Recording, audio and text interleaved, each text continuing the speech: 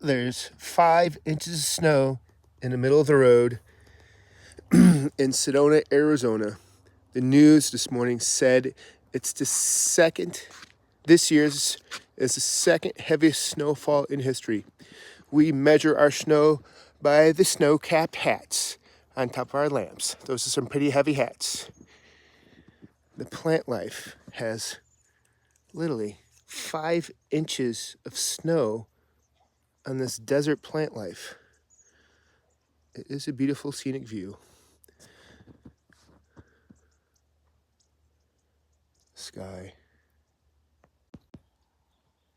Little pinkness to the sky too. Camera doesn't grasp it that much. Freezing out.